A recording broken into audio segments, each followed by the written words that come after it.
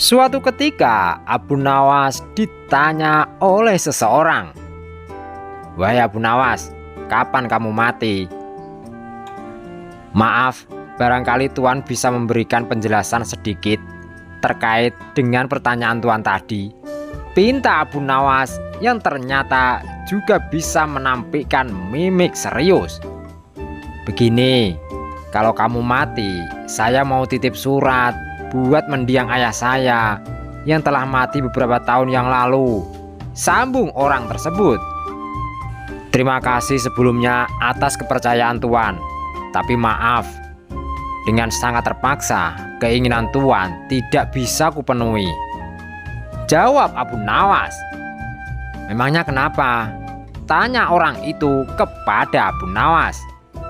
Abu Nawas menjawab, "Sebab aku tak tahu jalan yang menuju ke neraka jahanam."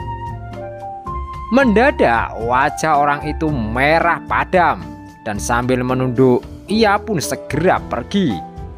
Pertanyaan yang nyelekit dari orang itu kepada Abu Nawas bisa dijawab lebih nyelekit lagi oleh Abu Nawas. Itulah pintarnya Abu Nawas.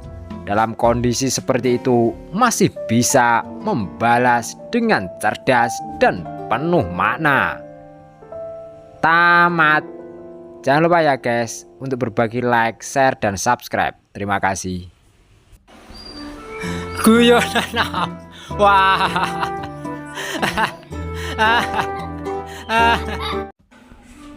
Pada suatu sore hari ketika Abu Nawas ke warung teh, kawan-kawannya sudah berada di situ. Mereka memang sengaja sedang menunggu Abu Nawas. "Nah, ini dia si Abu Nawas sudah datang," kata salah seorang dari mereka. "Ada apa?" kata Abu Nawas sambil memesan secangkir teh hangat. "Kami tahu jika engkau selalu bisa melepaskan diri dari perangkap-perangkap yang dirancang Baginda Raja Harun ar-Rasyid. Tetapi kami yakin kali ini engkau pasti dihukum Baginda Raja bila engkau berani melakukannya." Kawan-kawan Abu Nawas membuka percakapan. "Apa yang harus kutakutkan? Tidak ada sesuatu apapun yang perlu ditakuti kecuali kepada Tuhan," kata Abu Nawas menentang. "Selama ini belum pernah ada seorang pun di negeri ini yang berani memantati Baginda Raja Harun ar-Rasyid. Bukankah begitu, hai Abu Nawas?" tanya kawan Abu Nawas. "Tentu saja tidak ada yang berani melakukan hal itu, karena itu adalah pelecehan yang amat berat hukumannya. Pasti dipancung," kata Abu Nawas memberitahu. "Itulah yang ingin kami ketahui darimu, hai Abu Nawas. Beranikah engkau melakukannya? Sudah kukatakan bahwa aku hanya takut kepada Tuhan saja. Sekarang apa taruhannya bila aku bersedia melakukannya?" Abu Nawas ganti bertanya. "100 keping uang emas gimana? Samping itu Baginda harus tertawa tatkala engkau pantati," kata mereka.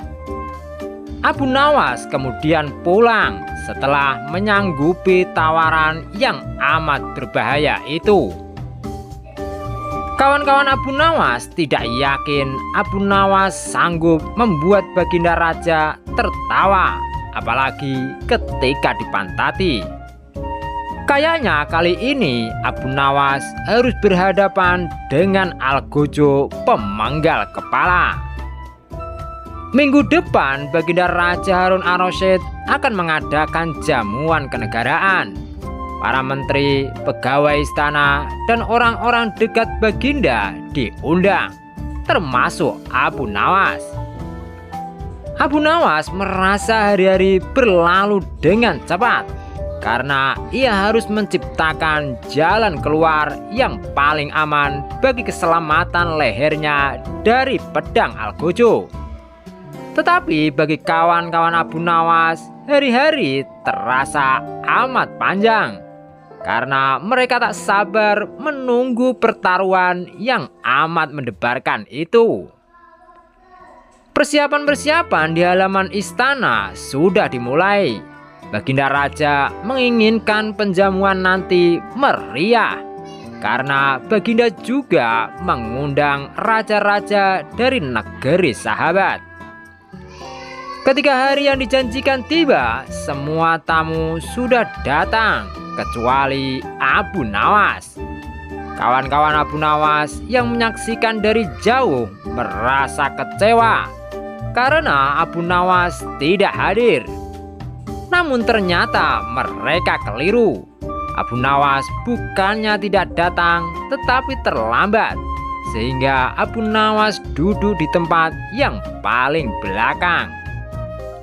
Ceramah-ceramah yang mengesankan mulai disampaikan oleh para ahli pidato, dan tibalah giliran Baginda Raja Harun ar-Rasyid menyampaikan pidatonya. Seusai menyampaikan pidato, Baginda melihat Abu Nawas duduk sendirian di tempat yang tidak ada karpetnya.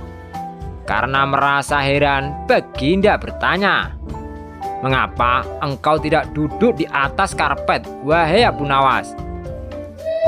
"Paduka yang mulia, hamba haturkan terima kasih atas perhatian Baginda. Hamba sudah merasa cukup bahagia duduk di sini," kata Abu Nawas. "Wahai Abu Nawas, majulah dan duduklah di atas karpet. Nanti pakaianmu kotor karena duduk di atas tanah," Baginda Raja menyarankan. "Ampun tuanku yang mulia, sebenarnya hamba ini sudah duduk di atas karpet." Baginda bingung mendengar pengakuan Abu Nawas, karena Baginda melihat sendiri Abu Nawas duduk di atas lantai.